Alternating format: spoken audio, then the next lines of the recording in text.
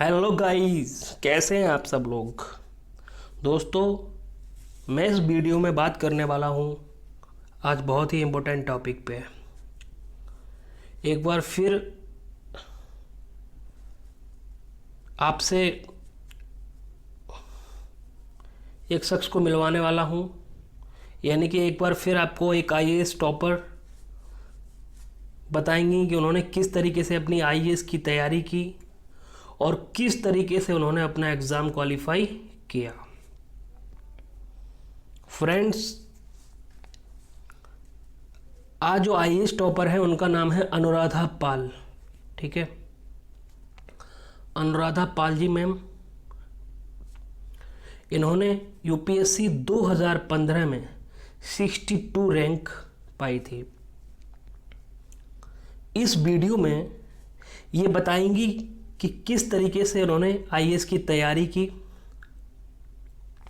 इस तैयारी के दौरान इन्होंने किन किन चुनौतियों का सामना किया, इन्होंने कौन कौन सी बुक पढ़ी,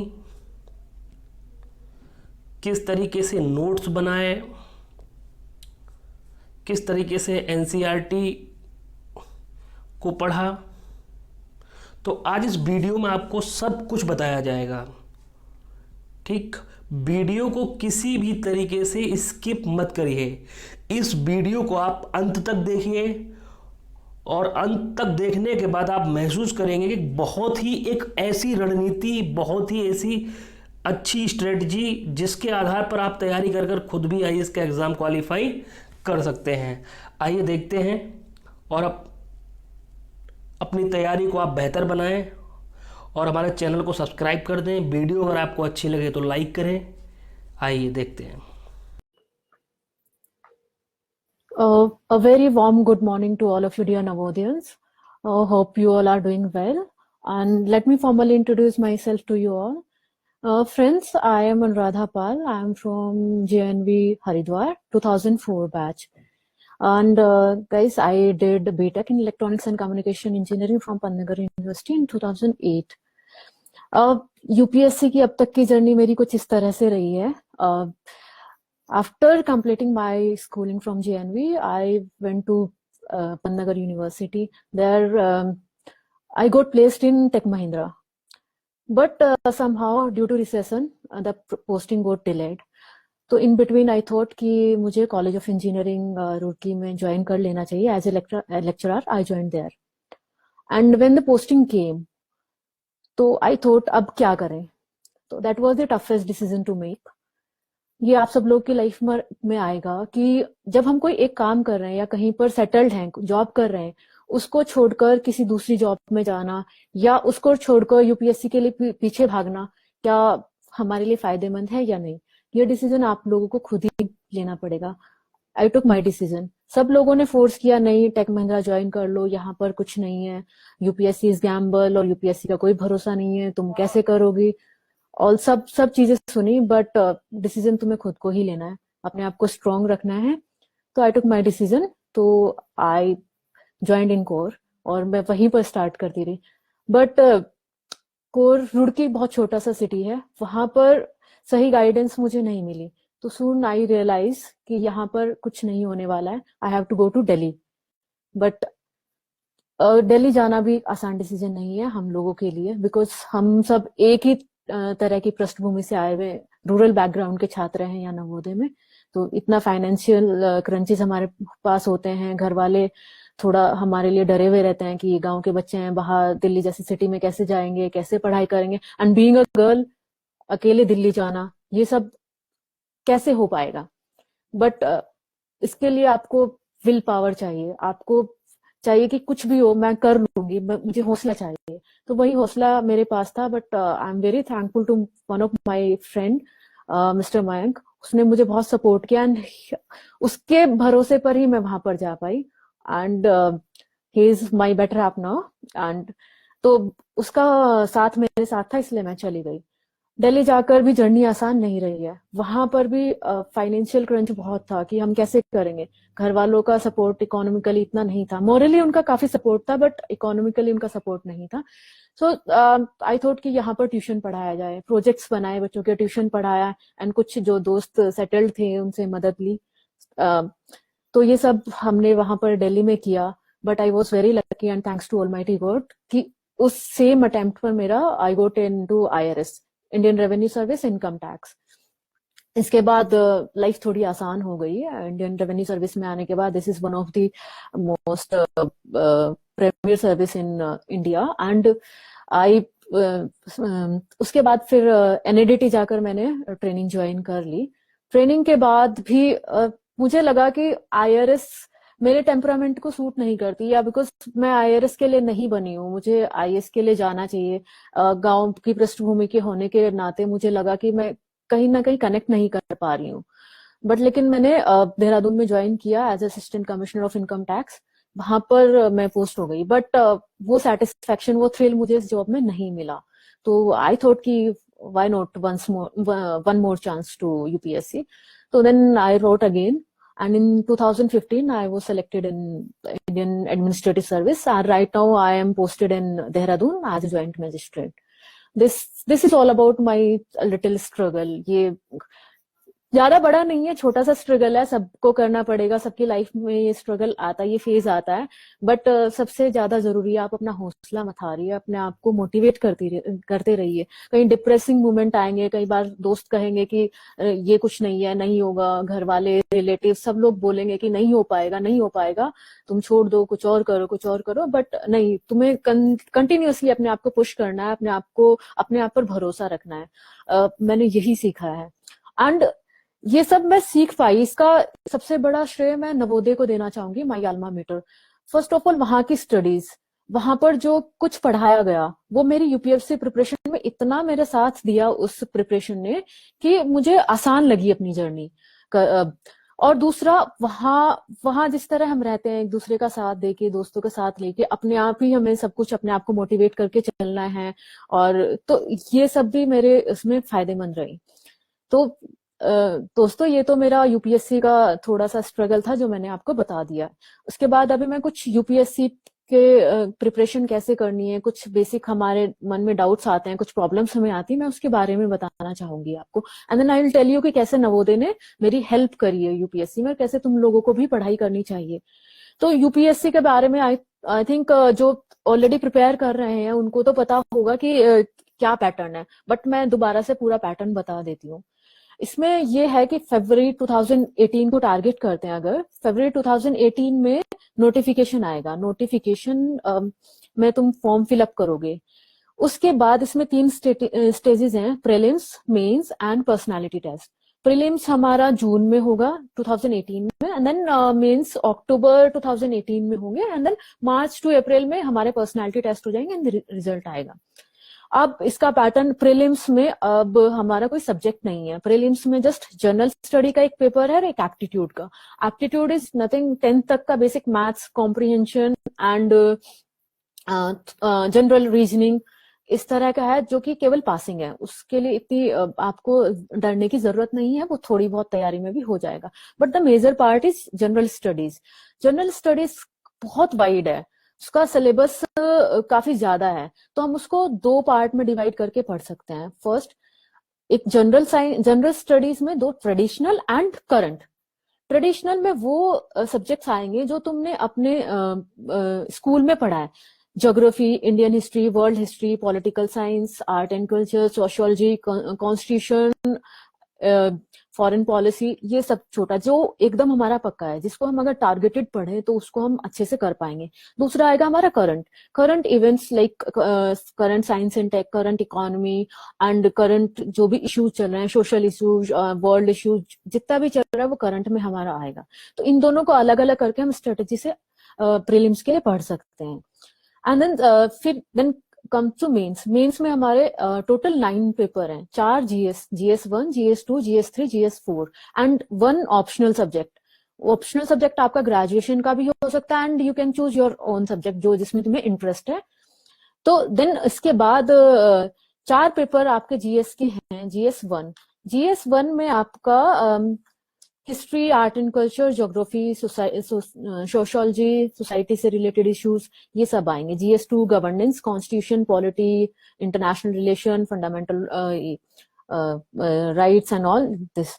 GS3 में आपका science and tech, economy, security, foreign policy and current issues. And GS4 is ethics, integrity वाला जो पोर्शन है वो। एंड ऑप्शनल सब्जेक्ट आपके 2 ऑप्शनल पेपर होंगे, एंड देन एक ऐसे and Hindi and English. 7 papers के मार्क्स आपके जुड़ेंगे, GS1, GS2, GS3, GS4, optional and ऐसे। देन उसके बाद आपका पर्सनैलिटी टेस्ट, 275 मार्क्स का पर्सनैलिटी टेस्ट होता है। एंड देन ये तो आपका एक ब्रॉड पैटर्न हो गया। अब सबसे बड़ी दिक्कत क्या आती है लोगों को तैयारी करने के लिए? पहले टाइम पर ये था कि हमारे पास मटेरियल अवेलेबल नहीं था। पहले हम लोगों को ये लगता था कि कहाँ से पढ़े, कैसे पढ़े, क्या पढ़े। लेकिन अब मटेरियल मार्केट में इतना ज्यादा अवेलेबल है कि आप सब कुछ नहीं पढ़ पाएंगे। उसमें से हमें सिलेक्टिव क्या पढ़ना है, हमारा निगेटिव लेबर बच जाए, तो उस डायरेक्शन में आपको फोकस करना है। लाइक आई बताए, सब लोग भी बताते हैं जितने भी पढ़ रहे हैं कि एनसीईआरटी मस्ट है पढ़ना, और मैं भी आपको कहूंगी कि एनसीईआरटी मस्ट है। आप 6 to 12 तक की सारी एनसीईआरटी पढ़ लीजिए प्रीलिम्स के लिए। बिलीव में डायरेक्टली उसमें से क्वेश्चन उठाए जाते हैं। डायरेक्टली एनसीईआरटी के सेंटेंस आपको प्रीलिम्स में भी मिलेंगे और मेंस में भी क्वेश्चन मिलेंगे। तो फर्स्टली आपको एनसीईआरटी पर कमांड करनी है, एनसीईआरटी सब पढ़नी पड़ेगी। देन उसके बाद एनसीईआरटी पढ़ने के बाद you can go to higher books, like constitution के लिए लक्ष्मी चंद आप पढ़ सकते हो। पहले तो बेयर एक्ट से पढ़ना चाहिए, अगर नहीं समझ आता है तो लक्ष्मी चंद की हेल्प ले सकते हो। हिस्ट्री के लिए हम आर एस शर्मा हम लोगों को बताते हैं। आर्ट एंड कल्चर के लिए हम फाइन आर्ट्स की 11th क्लास की एनसीईआरटी बताते हैं। ज्योग्राफी के लिए भी काफी सारी बुक्स माजिद हुसैन वाली बुक बताएंगे, लेकिन ये लेटर स्टेज में है। आप पहले एनसीईआरटी से अपने बेसिक्स क्लियर कीजिए। जब बेसिक्स क्लियर हो जाएंगे, अगर आप आगे पढ़ेंगे तो आपके लिए काफी हेल्पफुल होगा।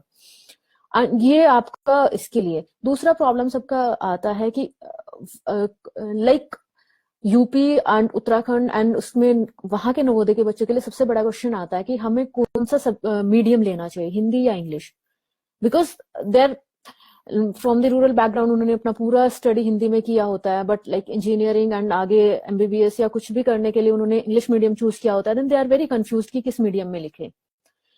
ये सबसे बड़ा क्वेश्चन जो मुझसे आज भी लोग पूछते हैं, मैंने उसका जवाब यही, आपका इंटरेस्ट किस में, आप अपने आप को बेटर किस में एक्सप्रेस कर पाते हैं। बिकॉज कोई भी आपके आंसर्स चेक करेगा, आपसे आपको ओरली नहीं पूछा जाएगा। आप कई बार ऐसा होता है कि हम बोलने में इंग्लिश हमारी खराब होती है, बट लिखने में बहुत अच्छी होती है, तो आप इंग्लिश मीडियम चूज कर सकते हैं। रही बात इंटरव्यू की, इंटरव्यू में आप अलग मीडियम भी चूज कर सकते हैं। फॉर एन एग्जाम्पल, अगर आपने मेंस में हिंदी मीडियम लिया है तो आप इंटरव्यू में इंग्लिश मीडियम भी ले सकते हैं। And it is other way round, mains में आप इंग्लिश मीडियम लिख लीजिए और इंटरव्यू में आप हिंदी मीडियम ले लीजिए। ये ऑप्शन अवेलेबल है, and this is very good for us कि ये इस तरह से किया जाए। एंड इसके अलावा सब्जेक्ट सब्जेक्ट हम कैसे चूज करें? हमने इंजीनियरिंग पढ़ी है, मैथ्स ले, फिजिक्स ले, केमिस्ट्री ले, क्या ले? उसके अलावा फिर लोग पूछते हैं कि जनरल स्टडीज में तो आर्ट्स ह्यूमैनिटीज का ज्यादा है, आपने देखा ही है, हिस्ट्री, ज्योग्राफी, सोसाइटी, सोशोलॉजी, ये सब है, तो हम कौन सा सब्जेक्ट लें? ये हमारा सबसे बड़ा डायलेमा होता है। अगेन आई वुड सजेस्ट कि आप अपने इंटरेस्ट का सब्जेक्ट लीजिए। Interest comes first. अगर आपको इंटरेस्ट है हिस्ट्री में तो आप हिस्ट्री उठा लीजिए। अगर आपको पब्लिक एड में आप कंफर्टेबल फील करते हैं तो आप पब एड ले लीजिए। बट अगर इंटरेस्ट नहीं है, then you go for calculation, like हाँ ये मेरा जीएस का इतना पार्ट कवर कर लेगा ये सब्जेक्ट, तो इसलिए मुझे ये लेना चाहिए। लाइक आप अगर हिस्ट्री लेते हैं तो हिस्ट्री GS1 के पेपर में मेजर पोर्शन है मेंस में, तो आप हिस्ट्री ले सकते हैं। पब एड मेजर पोर्शन है, पब एड ले सकते हैं। पॉलिटिकल साइंस, तो आप इस तरह से अपनी कैलकुलेशन कर सकते हैं। थर्ड, अगर आप बहुत अच्छे हैं किसी सब्जेक्ट में, लाइक किसी का मैथ्स बहुत अच्छा है तो उसको लगता है कि मुझे मैथ्स लेना चाहिए, then go for it, no doubt. तो ये 2-3 तरह के सवाल मेरे पास आते हैं पूछने के लिए। गाइस आप भी मुझसे मतलब कमेंट बॉक्स में लिख के पूछ सकते हैं कि आपका कोई यूपीएससी रिलेटेड कोई क्वेरी है, कोई क्वेश्चन है, तो I can guide you. I am waiting for your comments.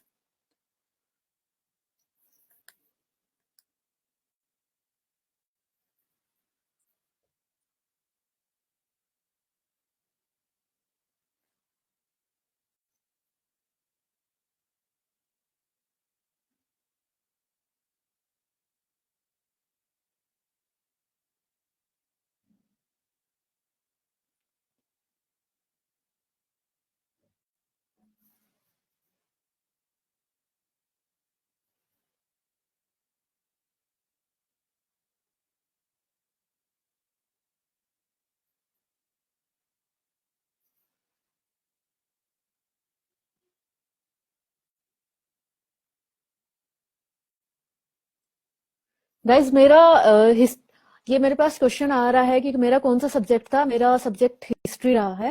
History मेरा ग्रेजुएशन में भी नहीं था, बट मुझे हिस्ट्री में बहुत इंटरेस्ट था, तो इसलिए मैंने हिस्ट्री लिया। अ, एक नेहा उपाध्याय का क्वेश्चन आया है कि व्हाट अबाउट इकोनॉमिक्स। इकोनॉमिक्स मेरा सब्जेक्ट नहीं रहा है, तो इकोनॉमिक्स के बारे में मैं कमेंट नहीं कर सकती हूँ। इकोनॉमिक्स मेरे कुछ फ्रेंड्स हैं, अगर आप नेहा आप मुझे मैं आपको पर्सनली मैसेज करके बता दूंगी उनके बारे में, जिनका इकोनॉमिक्स सब्जेक्ट रहा है। एंड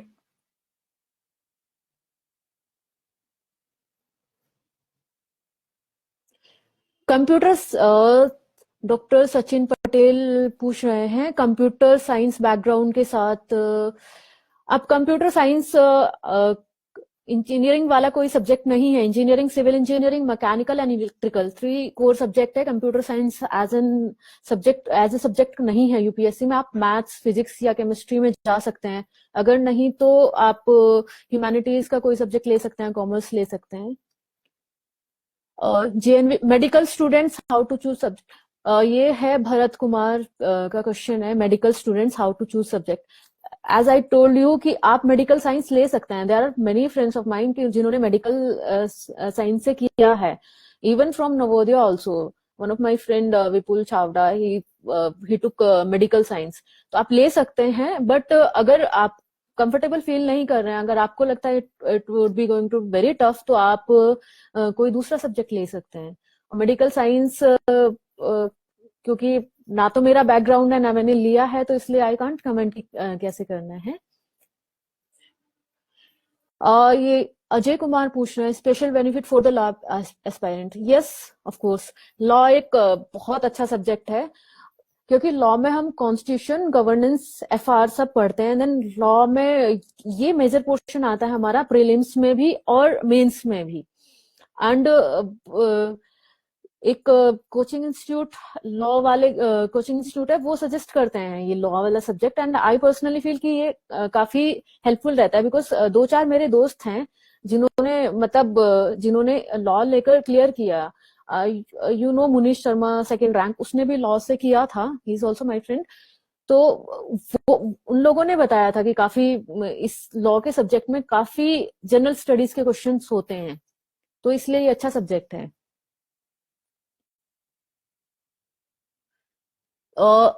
ये अमित तिवारी का क्वेश्चन है, how much time do I need to prepare for the exam if I am starting from zero. ऐसा बहुत सारे लोग बोलते हैं 14 to 15, 16 आवर्स, बट नहीं, बिलीव मी, आप एक दिन में 5 से 6 घंटे से ज्यादा नहीं पढ़ पाएंगे इन जनरल।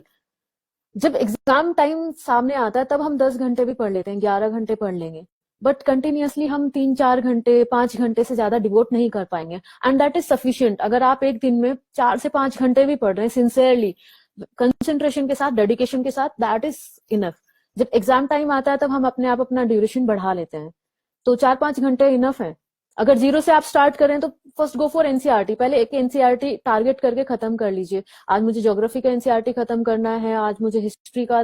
2-3 बार जब आप एनसीईआरटी खत्म कर लेंगे तो आपको अपने आप लगने लगेगा कि हाँ, हमारे कमांड में बहुत कुछ है। अकाउंटेंसी एंड बिजनेस ले सकते हैं क्या? हाँ, अकाउंटेंसी एंड बिजनेस ये सब्जेक्ट है, बट ज्यादा मुझे नहीं पता है, बिकॉज मेरा ऑप्शन नहीं था। What are the books you suggest?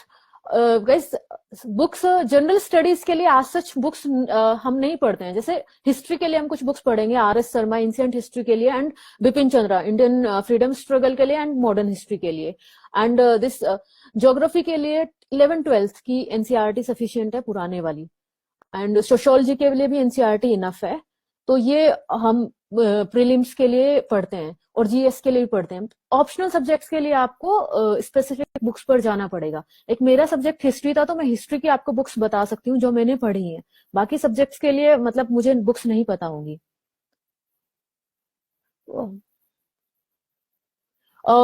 First year engineering student this Kumar Pramod PK, when should I start preparing for IAS?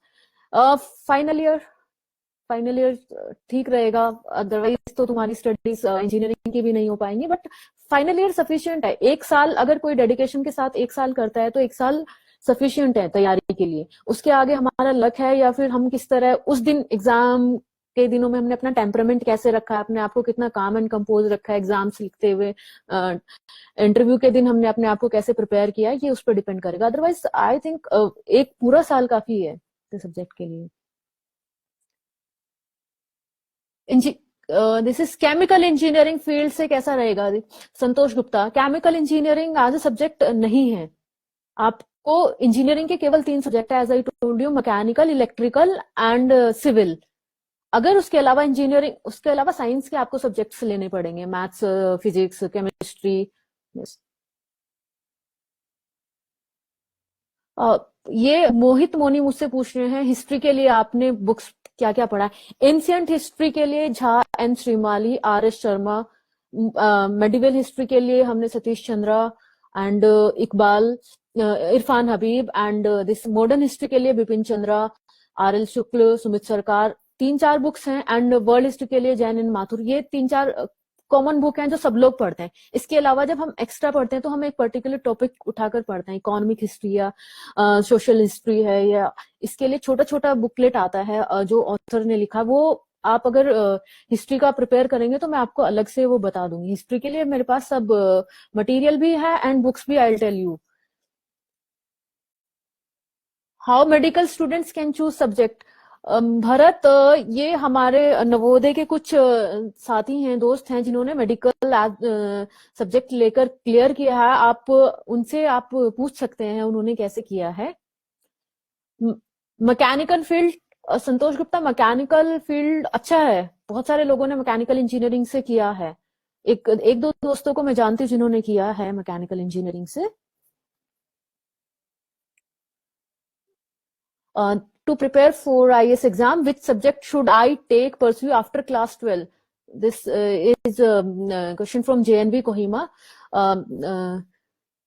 अभी ग्रेजुएशन के लिए आप you can go in any field, commerce, science और इंजीनियरिंग, एंड सभी तरह के फील्ड से लोग क्लियर कर रहे हैं। आज का ट्रेंड ये है कि maximum, like in our batch 180 में से 60-70% are engineers, then 20% are doctors, and उसके बाद ह्यूमैनिटीज वाले हैं। अब ट्रेंड इस तरह से है, आप कोई भी फील्ड ले सकते हैं, आप उसके बाद यूपीएससी कर सकते हैं। जस्ट इसके लिए क्वालिफिकेशन केवल ग्रेजुएशन है किसी भी फील्ड में। आज प्रिया आर्या ने पूछा, I have geography, it will help me और नॉट? यस यस, ज्योग्राफी अच्छा सब्जेक्ट है बट बहुत वाइड सब्जेक्ट है, वास्ट सब्जेक्ट है। बट लेकिन जीएस में उसका कवरेज काफी है, तो इसलिए ये हेल्प करेगा। अगर आपका ज्योग्राफी अच्छा है तो definitely it is going to help. What are the relatively easy? Gautam Kumar, आप पूरा relatively easy subjects, okay. Gautam, easy subjects तो कुछ नहीं है। फर्स्टली इंटरेस्ट पर है, दूसरा आप सिलेबस देखेंगे कि इसका छोटा है, अगर इंटरेस्ट नहीं है, सिलेबस छोटा है। देन थर्डली आप देखेंगे कि उसका जीएस में कवरेज कितना है, कि एक ही सब्जेक्ट पढ़ने से मुझे जीएस का कितना कवरेज मिल रहा है। तो लाइक जैसे कुछ सब्जेक्ट बहुत छोटे हैं, पब्लिक एडमिनिस्ट्रेशन बहुत छोटा है, उसका जीएस में कवरेज भी काफी है। लॉ छोटा सब्जेक्ट है, जीएस में कवरेज काफी है। सोशियोलॉजी भी छोटा सब्जेक्ट है, जीएस में थोड़ा कवरेज है उसका, बट लेकिन काफी लोग इनको लेते हैं, तो कंपटीशन बहुत टफ हो जाता है। यू कांट से कि कितना कैसा क्या रहेगा इसका। तो ये इजी सब्जेक्ट्स हैं। what are your guidance for fresher medical students? Medical students के लिए एज आई टोल्ड यू कि मेडिकल का मुझे कोई आइडिया नहीं है, medical science as a subject, but कुछ दोस्त हैं, नवोदय के भी कुछ दोस्त हैं, कुछ दोस्त हैं जो आपको बता सकते हैं कि मेडिकल साइंस कैसा रहेगा। आई एम इंजीनियरिंग स्टूडेंट हो which subject? If you are good in science, Gaurav, if you are good in science तो you can choose maths. Maths would be good. Maths में काफी पिछले कई सालों से काफी अच्छा स्कोर रहा है, और रिलेटिवली कोचिंग भी मैथ्स की दिल्ली में काफी अच्छी है। कुछ 2-3 दोस्तों को जानती हूँ जिनके पास मैथ्स सब्जेक्ट रहा है। अगर आप इंजीनियरिंग वाला या साइंस वाला सब्जेक्ट नहीं लेना चाहते हैं तो आप फिर ह्यूमैनिटीज में से कोई भी सब्जेक्ट ले सकते हैं, एंड इंजीनियरिंग स्टूडेंट्स के लिए लॉ वुड बी बेनिफिशियल, क्योंकि थोड़ा उसमें स्टेप बाय स्टेप हमारी पढ़ाई है। Yes Kumar Pramod PK, mechanical engineering subject है आईएएस में, it is there.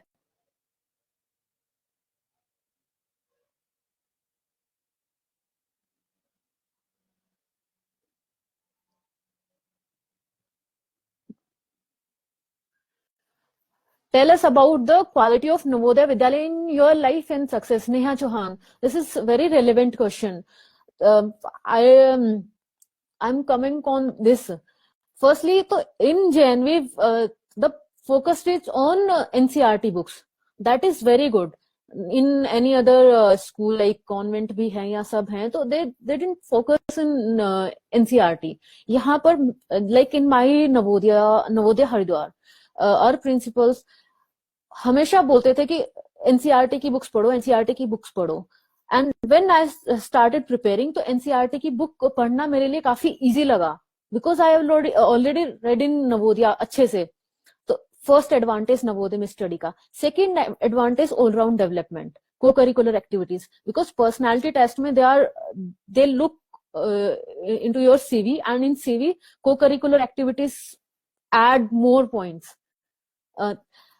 I tell you my experience. जब first time I went for interview, एक अलका सिरोही मैम का बोर्ड था, एंड उन्होंने मेरा सीवी देखा, and they all were very impressed because of my cocurricular activity, because I played national in handball, then I pick up basketball, then sports वाला field was very, and then in paintings and music, dance, सब activities उसमें लिखा हुआ था। And that is because of Navodaya, because Navodaya में हमें सभी type का एक्सपोजर मिलता है।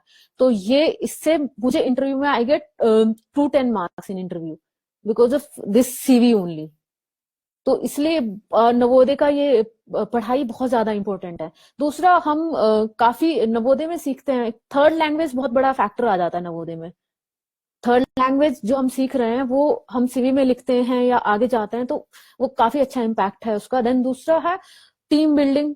नवोदय में हम सीख जाते हैं, हम किसी भी कैसे भी परिस्थितियों में हम रह लेते हैं, किसी भी लोगों के साथ हम अच्छे से एडजस्ट हो जाते हैं। देन इंटरव्यू में भी हम लोग इतना ये जो ट्रेड्स हैं, बेसिक ट्रेड्स, वो हमारे सामने आते हैं।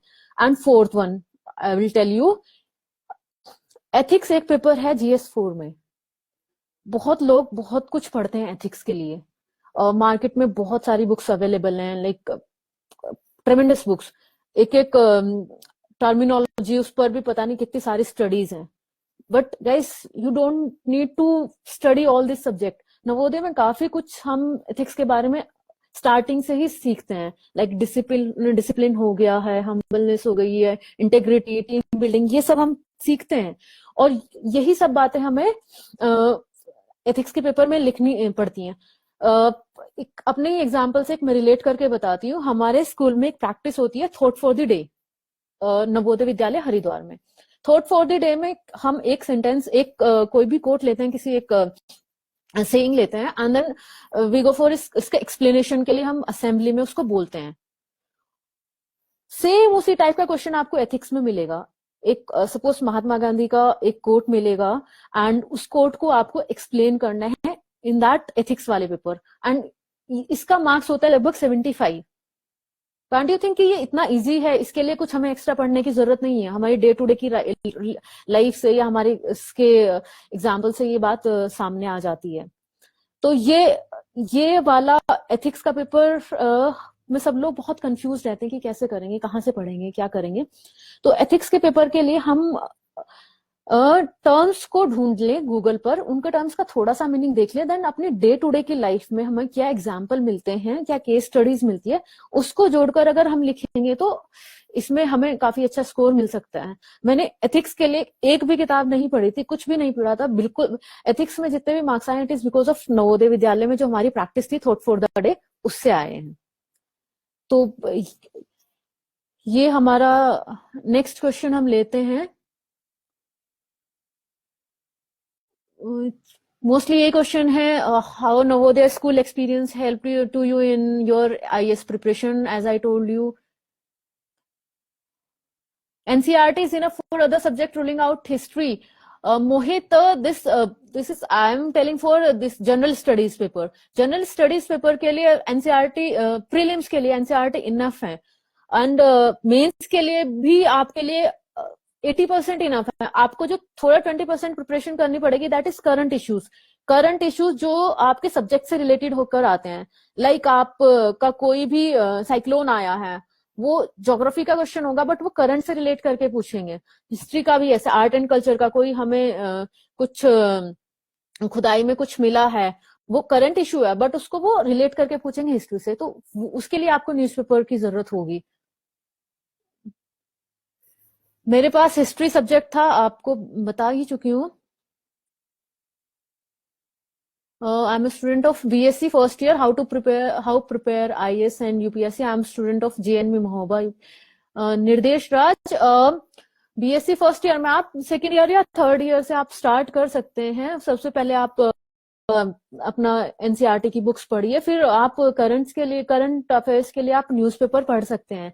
Newspaper the Hindu, Indian express, live minutes, सभी न्यूज़पेपर बहुत अच्छे हैं, बट हिंदू के एडिटोरियल्स काफी अच्छे हैं जो कि डायरेक्टली क्वेश्चंस में हमें हेल्प करते हैं. और न्यूज़पेपर पढ़ने में सबसे बड़ी दिक्कत आती है लोगों को, क्योंकि न्यूज़पेपर लग जाता है, तो हम 3-4 न्यूज़पेपर कैसे देखें. न्यूज़पेपर जब हम हिंदू पढ़ने बैठते हैं तो स्टार्टिंग में I took like 4 to 5 hours to complete full newspaper. Then I thought कि 4-5 घंटे तो न्यूज़पेपर पढ़ने में लग जाते हैं, बाकी सब्जेक्ट्स कैसे पढ़ेंगे. लेकिन वो धीरे धीरे वो टाइम रिड्यूस होता जाता है. अब वो धीरे धीरे तुम देखोगे वो 1-1.5 घंटे में तुम बाद में न्यूज़पेपर खत्म करने लगोगी, जैसे ही हैबिट में आएगा, like 1 month, after 1 month 2 month, वो डिपेंड करता है. देन उसके बाद हम जो दूसरे न्यूज़पेपर हैं उसमें हम न्यूज छोड़ सकते हैं, बट एडिटोरियल या कुछ इंपॉर्टेंट उन्होंने कवर किया है वो ले सकते हैं. तीसरा, अभी आजकल एक वेबसाइट है इनसाइट इंडिया, या दूसरी भी वेबसाइट है जिस पर वो डेली 7 to 8 क्वेश्चंस पोस्ट करते हैं करंट अफेयर से रिलेटेड. तो उन क्वेश्चंस को उठाओ और देखो उस क्वेश्चन में कौन सा टॉपिक न्यूज़पेपर से कवर किया है, तो उस टॉपिक को आप पढ़ सकते हो न्यूज़पेपर में. तो इस तरह से आपका न्यूज़पेपर भी कंप्लीट हो जाएगा, डेली के आपके 7-8 क्वेश्चंस आपके कंप्लीट हो जाएंगे. तो ये आप न्यूज़पेपर से पढ़ सकते हैं.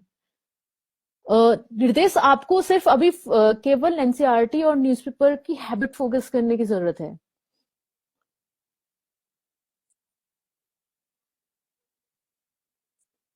Anil, your question is, if we are preparing for UPSC just after 12th, then when we have to start studies extra book, like you told, just for history and etc.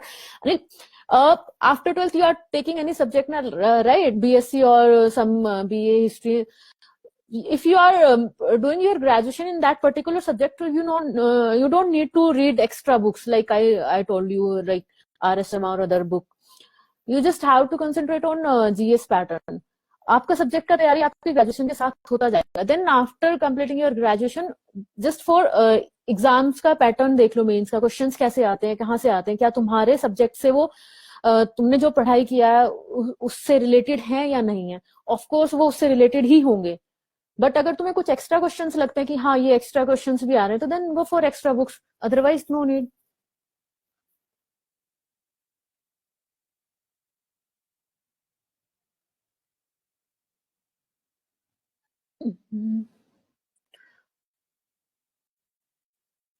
And other questions, humanities में कौन सा subject लेना best रह सकता है. I told you, तुम्हारे purely तुम्हारे interest पर है. उसके बाद तुम कवरेज देखते हो, जीएस का कितना कवरेज है. All the political science, history, geography, पबैड, इनका सबका कवरेज है इसमें जीएस में.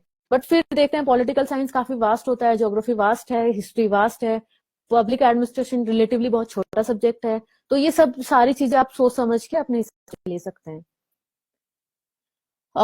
संदीप पांडे, में जॉब में हूँ, बिना कोचिंग के भी तैयारी की जा सकती है. यस संदीप, जॉब में भी बिना कोचिंग के तैयारी की जा सकती है. आपको बस अपना टाइम मैनेज करना सीखना पड़ेगा कि आप एक दिन में 3 से 4 घंटे आराम से पढ़ लें.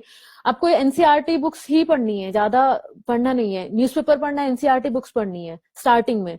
जैसे जैसे एग्जाम पास आएगा, आप आपको खुद समझ आएगा कि मुझे इंटेंसिटी बढ़ानी है पढ़ाई की, 7-8 घंटे या 10 घंटे करना है, तब आप जो करंट के मॉड्यूल्स हैं उनको उठा सकते हैं। लाइक विजन का वो स्पेसिफिक मॉड्यूल्स निकालते हैं, इनसाइट का पूरा कंपाइल करके देते हैं, तो वो हम आप लास्ट में उठा सकते हैं। और बिना, आजकल तो काफी इजी है संदीप, बिना कोचिंग के भी, बिकॉज ऑनलाइन इतना ज्यादा मटेरियल है, ऑनलाइन इतनी ज्यादा अच्छी अच्छी क्लासेस हैं, लाइक रोमन सैनी की अन अकेडमी है, काफी अच्छे लेक्चर्स उस पर हैं, ज्योग्राफी, एनसीईआरटी के एक एक टॉपिक के उन्होंने लेक्चर्स बनाए हुए हैं, आप उनको सुन सकते हैं। देन दिस इनसाइट पर रोज क्वेश्चंस आते हैं, इनसाइट्स पर आप देख सकते हो। बाकी और भी काफी सारी साइट्स हैं, उन पे देख सकते हो। कोचिंग आई थिंक अभी इतना रेलेवेंस कोचिंग का सिर्फ इसलिए है क्योंकि वहां पर आपको कंपटीशन मिल जाएगा, आपको टेस्ट देने को मिल जाएंगे, आपका कॉपी चेक हो जाएगा, आपको फीडबैक मिलेगा कि आपने कैसा आंसर लिखा है, क्या लिखा है, ये आपको एंड सर्कल मिलेगा। तो ये कोचिंग के ये बेनिफिट्स आपको हो सकते हैं।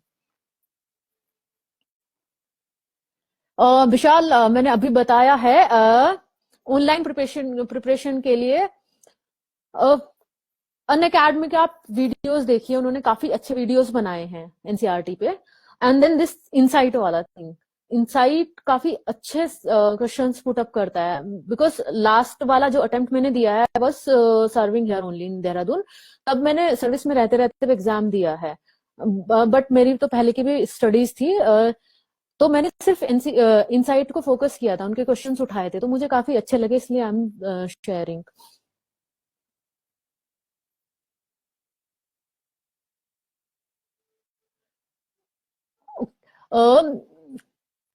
आंसर राइटिंग में प्रॉब्लम होता है, I mean I can't complete my answer in word limit, help me. ये आप प्रैक्टिस कीजिए, प्रैक्टिस से ही आएगा।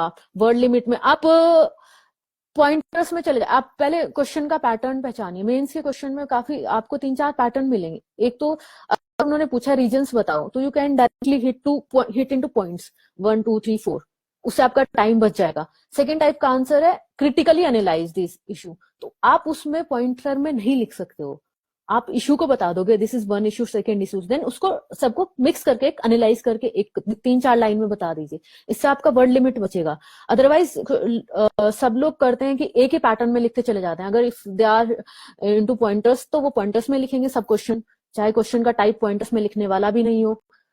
और अगर वो उनको सबको पैराग्राफ में लिखना है, तो कई बार ऐसे क्वेश्चन आते हैं जिनमें हमें सीधे सीधे उन्होंने कारण पूछे हैं, रीजंस पूछे हैं या इश्यूज पूछे हैं, तो उनको पैराग्राफ में लिखने का कोई मतलब नहीं है। तो उससे हमारा ये प्रॉब्लम बहुत हद तक सॉल्व हो जाएगी, जो कंप्लीट नहीं होते answer.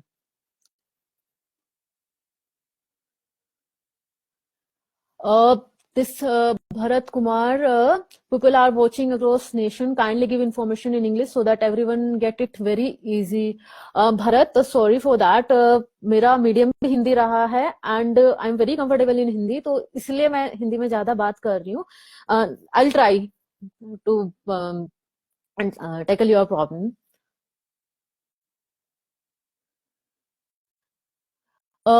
Which are the IS coaching centers do you suggest? There are many coaching centers, like famous ones are Waziram, ALS, Nirvana, Nirman. I don't have much idea about these all coaching centers. I was in Nirvana, तो उसके बारे में ही थोड़ा पता है। The best, which is the best medical college? Medical college, I think it is AIMS only, and coaching center UPSC. As of now, the people suggest Wajiram, but I don't think so. You can prepare from any coaching center, and from, in fact, online also you can prepare. This ma'am, please tell books for the PT in history. History के लिए PT में NCERTs are sufficient. Then modern history के लिए you can read this Bipin Chandra. उससे ज्यादा जरूरत नहीं है।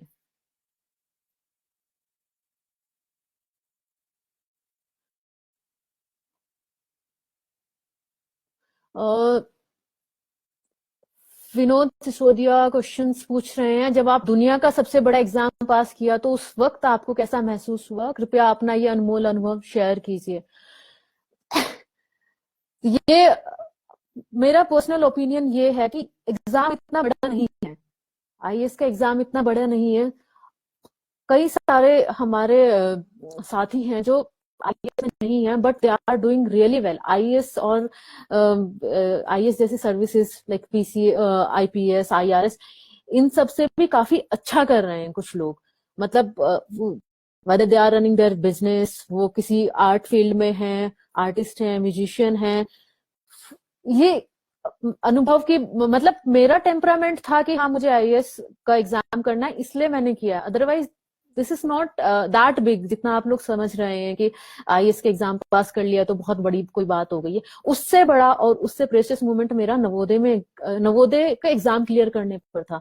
और जो आज भी मुझे लगता है कि मेरी लाइफ में जो सबसे बड़ा turning point that was Navodaya. Because अब मेरे यहाँ ऐसा था हमारे गांव में कि लड़कियों को पढ़ाने में थोड़ा लोग हेजिटेट करते थे। एंड जब मेरा रिजल्ट आया नवोदय का, तो then all the family members and गांव के लोग कि लड़की को क्यों भेज रहे हो बाहर, इसको नहीं पढ़ाना चाहिए लड़कियों को, तो 10वीं का ये जितना यहाँ तक पढ़ सकती है पढ़ाकर इसको शादी कर दो, this and that. But my mother, my father, they really for me, मतलब उन्होंने कहा कि नहीं हमारी बेटी है, हम पढ़ने भेजेंगे। एंड काफी उनको दिक्कतें भी महसूस हुई है। तो इससे ज्यादा मेरी लाइफ में ये था कि मेरा नवोदय में हुआ। आज जब हम देखते हैं कि हजारों हजारों बच्चे जिनको एजुकेशन नसीब नहीं है, तब तब रियलाइज होती है हमें वैल्यू नवोदय की। और जब हम देखते हैं कि नवोदय के स्टूडेंट्स हम हर जगह, हर फील्ड में, कोई भी फील्ड ऐसा नहीं जहाँ पर नवोदय के स्टूडेंट्स नहीं है। और जो हमारी कंट्री के बड़े बड़े स्कूल्स हैं, बिग नामी ग्रामी, Doon school, Welhams, this Woodstock and all this school, इनके स्टूडेंट से भी हम फार फार मोर बेटर कर रहे हैं। Then I feel proud. The other day की कोई मेरे सामने दून स्कूल का कोई व्यक्ति आता है, मेरे सामने बात करता है, तब मुझे प्राउड फील होता है। यस, हाँ, जिस इतने बड़े स्कूल की बात हम करते हैं और हम नवोदय स्कूल से पढ़े हुए हैं, हाँ हम इनसे बेटर कर रहे हैं, तब प्राउड फील होता है, सिर्फ एग्जाम पास करने से नहीं। और एक और बात मैं शेयर करना चाहूंगी। एक कुछ दिनों पहले एक वीडियो वायरल हो रहा था, जापान के कोई स्कूल का वीडियो था जहां पर बच्चे अपने आप सफाई कर रहे थे। तो सब लोगों को सलाह दी जा रही थी कि स्वच्छ भारत मिशन के तहत देखो, हमें भी, इंडिया को भी यही सीखना चाहिए, सारे स्कूल को यही करना चाहिए। तो सब नवोदय वाले बच्चों को पता होगा कि हम लोग शायद अपना सफाई खुद ही करते हैं, हॉस्टल में, स्कूल कैंपस, टॉयलेट्स, ग्राउंड, सब संडे में रोज श्रमदान भी करते हैं।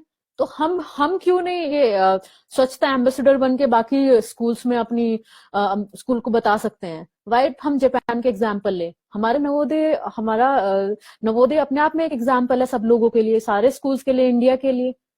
तो ये कुछ छोटी छोटी बातें हैं जो काफी मुझे गौरवान्वित महसूस कराती हैं कि हाँ, नवोदय में पढ़ना और नवोदय के की शिक्षाएं मुझे मिली हैं, ये ज्यादा गर्व का विषय है।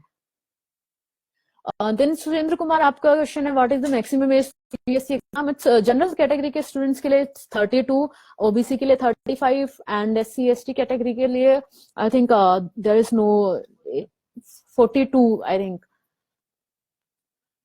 नेहा, आप मुझसे पूछ रही हैं which subject should I choose, history और geo. Firstly your interest, if you are interested in history, so then you can go for history, and otherwise geography is also a very good subject. Both the subjects are very good, both subjects are wide and vast, so take your decision accordingly as per your choice, as per your coaching material which you are studying already, and take your decision. Please ma'am, suggest me about SSC exams, because I don't have idea about SSC exams, so I can't comment on that. Tell us the books of geography. Neha, geography was not my optional, so I don't have any idea about geography books. I just studied NCERT books, 11th and 12th NCERT for my mains and prelims. Public, please tell about PubAd. Kailash Sharma. Again, Kailash, my optional was history, so I don't have idea about public administration, and PubAd is a part of political science, but that much I know. There are various coachings in PubAd, so you can consult it there.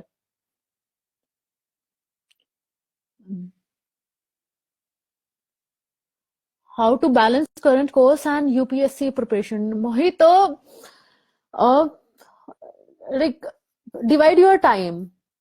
Give, if you are already studying, like you would be in engineering or some, तो engineering में इतना पढ़ने का नहीं होता है. Divide your time. Give 1 hour, 2 hour to your current studies and 1 to 2 hour for UPSC preparation. That is enough. जब exam खत्म हो जाएंगे then आप अपना टाइम दोबारा से मैनेज कर लीजिए. Like give more time to UPSC preparation. This is very like इतना हार्ड एंड फास्ट नहीं है कि आप कैसे बैलेंस करना है. आपको समझ आ जाएगा खुद ही जब आप पढ़ने बैठेंगे.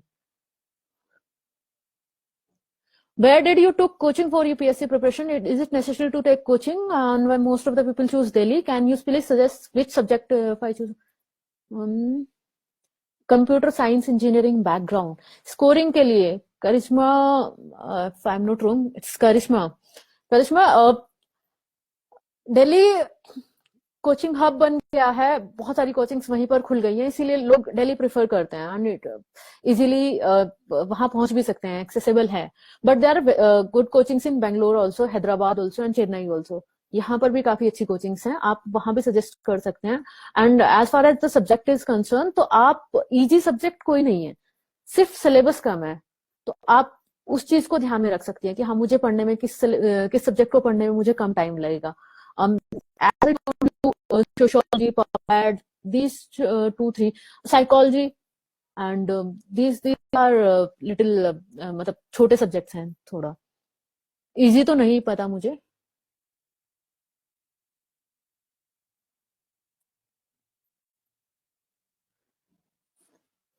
How to prepare ethics and tips to write mains examination, answers in main examination. This is KVS Padmaja. Ethics के लिए एग्जैक्टली सच प्रिपेयर करने की कोई जरूरत नहीं है आपको. कुछ बहुत ज्यादा मटेरियल आपको मार्केट में मिलेगा, बिकॉज दिस इज द सबसे अनस्ट्रक्चर्ड सब्जेक्ट है जिसमें आपको कुछ टॉपिक्स नहीं पता, कुछ नहीं पता क्या पूछने वाले हैं. तो इसके लिए इसका सिलेबस उठाओ आप. क्वेश्चन जो आपको यूपीएससी ने दिया है उसमें कुछ कुछ टर्मिनोलॉजी दी है, जैसे इंटेग्रिटी हो गया, देन दिस डिसिप्लिन हो गया. इनका गूगल कर लो, इनका मीनिंग देखो.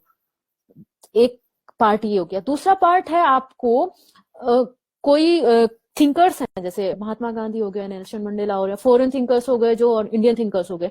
उन थिंकर्स का थोड़ा थोड़ा उनका क्या उनकी उनका दर्शन शास्त्र क्या रहा है, मतलब उनकी थिंकिंग थॉट प्रोसेस ये क्या रही है, आप थोड़ा वो पढ़ सकते हो. कुछ क्वेश्चन तो उसमें से होंगे. Third question is case studies. Case studies आपका डे टू डे लाइफ से आएगा. केस स्टडीज में आपको एक केस दे देंगे एंड देन उसको एनालाइज करने के लिए आपको 4-5 क्वेश्चन दे देंगे. केस स्टडीज आप न्यूज़पेपर में भी आते हैं और काफी सारे मैगजीन्स में भी बहुत सारी केस स्टडीज दी होती हैं, आप उनसे प्रिपेयर कर सकते हैं. इसको अलग से कुछ कोचिंग सेंटर्स ने या कहीं दिल्ली में आपको एक मोटी सी बुकलेट बना के भी एथिक्स का दिया होगा, आप उसको भी देख सकते हैं. बट आई डोंट थिंक कि वो इतना ज्यादा सफिशिएंट, ज्यादा हेल्पफुल होगा. आप अपने हिसाब से आप इन तीनों चीजों को कंबाइन करके करेंगे तो एथिक्स का पेपर हो जाएगा. And what is the cutoff mark to be a JNV teacher and what else we do? ये तो मेरा क्वेश्चन नहीं है कि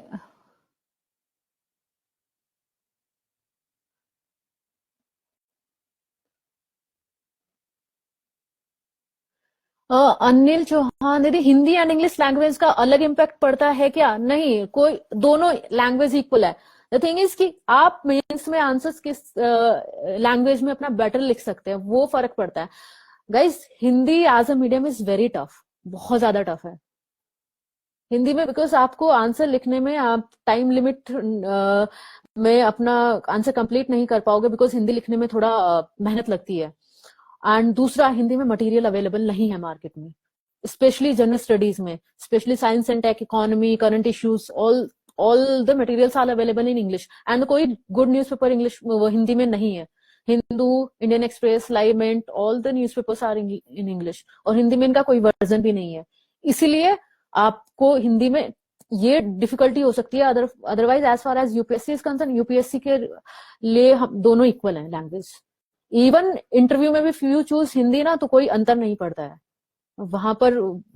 आपके सीवी पर मार्क्स होते हैं कि सीवी जो आपका सीवी है उसमें आपने जो लिखा है और जो क्वेश्चन उन्होंने पूछे आप उसको बता पा रहे हैं या नहीं, वो वही मार्क्स होते हैं, अदरवाइज कोई ज्यादा इम्पैक्ट नहीं पड़ता है।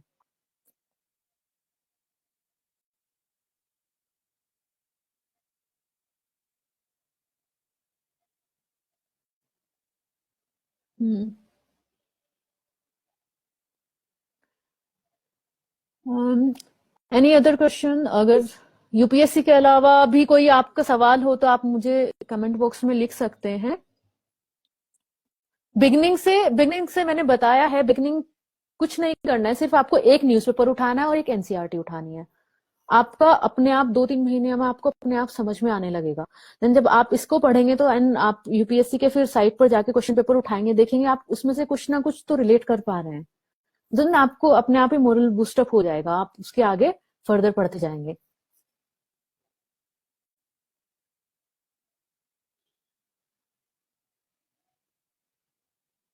Yes, is it possible to prepare for IAS after completion of IIT engineering or difficult? No, it's very easy.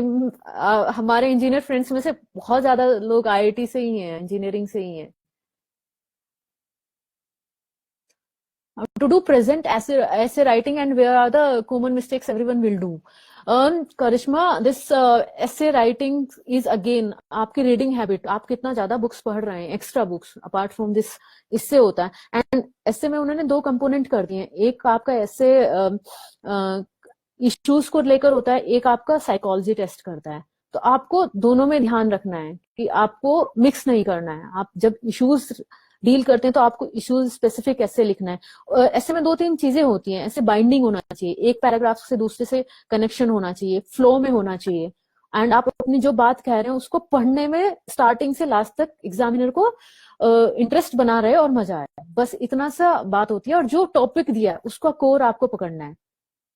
ये 3-4 चीजें आपको ऐसे में ध्यान रखनी है, और इससे ज्यादा मेरे ख्याल से ऐसे में और कोई ज्यादा चेक नहीं करते हैं कि क्या लिखा है। अगर आप पॉइंटर्स में लिखते हैं ऐसे में, that would be bad, because ऐसे का मतलब ही है निबंध, बांधना, अपनी बात को बांधना। आप कैसे फ्लो ले जाते हैं ऐसे का स्टार्टिंग से लास्ट तक, कि एग्जामिनर बोर नहीं हो रहा है, एग्जामिनर का इंटरेस्ट बना हुआ है, एंड जो आप बात कहना चाह रहे हैं, जो उसने आपको इश्यू दिया, आपने उसको अच्छे से डील किया है उस ऐसे में, एंड उसी टॉपिक पर आप स्टिक रहे हैं, आप इधर उधर नहीं भटके हैं।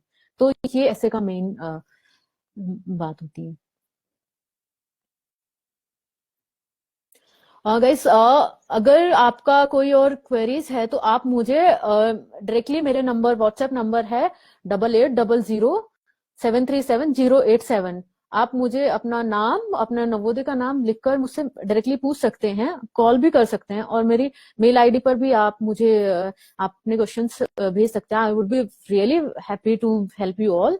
और हम लोगों का सबका यही कंसर्न रहता है कि हम जो सीनियर्स हैं कि अपने जूनियर नवोदियंस की हम कितनी हेल्प कर पाए, कैसे हेल्प कर पाए। आपको कोई भी इश्यूज हैं, पर्सनल, प्रोफेशनल एंड पढ़ाई से रिलेटेड इशू, आप मुझसे डिस्कस कर सकते हैं। I am happy to help you here.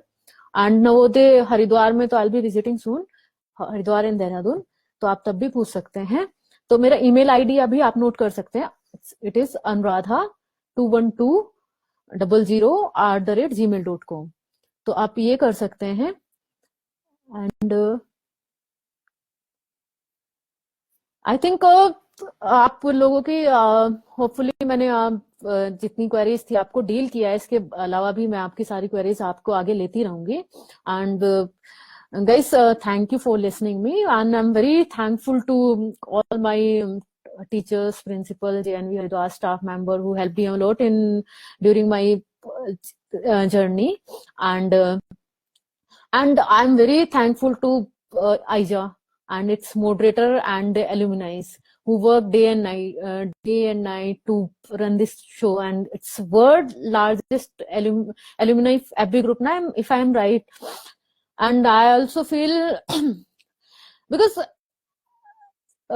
हम लोग thankful हैं because JNV as a institution is a very nice concept. JNV बहुत अच्छा concept हमारा दिया हुआ है। कहीं हम लोग समझ नहीं पाते हैं। जब हम छोटे होते हैं हम समझ नहीं पाते हैं कि ये किस तरह हमारे लिए बेनिफिशियल है। हमें टीचर्स का डांटना, छोटी छोटी बातें वहां की काफी खराब लगती हैं। हम लोग वार्डन्स का और अपने स्कूल में पीटी टीचर स्पेशली अपने हमें जब हम पर स्ट्रिक्टनेस बनाई जाती है तो हम काफी गुस्सा करते हैं और हमें काफी तकलीफ भी होती है। बट बाद में जब हम बड़े हो जाते हैं तब सोचते हैं कि हाँ वो ही छोटी बातें थी जिसके कारण आज हम यहाँ पर खड़े हैं। तो सभी सभी लोग यही फील करते होंगे। एंड आप पर्सनली आई फील कि आप हम लोगों को फ्यूचर में भी ऐसे ऐसे लाइव स्पीकर्स आपको सुनने को मिलेंगे और हम ध्यान रखेंगे कि हम आगे काफी और अदर वेरियस फील्ड से लोगों को ले आए। जैसे अभी आईएएस आईपीएस कोई आईआरएस आपके सामने आए होंगे, आगे हम लाएं कि कोई अच्छा बिजनेसमैन है या कोई दूसरे फील्ड में किसी ने एक्सेल किया है, आप लोगों के सामने लेके आए ताकि लोगों के लिए और भी ज्यादा रास्ते खुले आगे करियर के लिए। बिकॉज सबकी इच्छा नहीं है, सबका केवल एक ही गोल नहीं है, सबका अलग अलग रास्ते हैं। तो आप हम लोग हमसे वो करेंगे। दूसरा बच्चों के लिए मेरा बस सिर्फ एक छोटी सी सिर्फ यही बात है कि आप लोग जो भी करें, जिस भी काम को करें, आप उसको पूरा 100% करें, पूरा डेडिकेशन के साथ करें। अगर आप उसको डेडिकेशन के साथ करते हैं तो सफलता निश्चित है, 100% आपको सफलता मिलेगी। आप केवल डेडिकेशन, हार्डवर्क यही सफलता की कुंजी है। आप छोटे तरीके से जाके दूर तक नहीं जा पाएंगे। भले ही आप थोड़े दिन तक के लिए सफल हो जाएं, लेकिन आपको मेहनत करनी ही पड़ेगी। कोई भी फील्ड हो, आप किसी भी फील्ड में बिना मेहनत करे, बिना अपना 100% दिए आप अचीव नहीं कर पाएंगे गोल। तो यही मेरी सबको आपको संदेश है कि छोटे बच्चों की कि आप अपना काम करें, जो भी करें अच्छे से करें, खूब मस्ती करें, अच्छे से मस्ती करें। जब मस्ती का टाइम है, खेलने का टाइम है, खूब अच्छे से खेलें। खेलने का टाइम है, खूब अच्छे से खाओ एंड अच्छे से पढ़ो। तो ये सब छोटे बच्चों के लिए मेरा संदेश है। Thank you very much, thank you one and all. और thank you moderator and admin of this आइजा ग्रुप जिन्होंने ये प्लेटफॉर्म मुझे प्रोवाइड किया। And thanks a lot.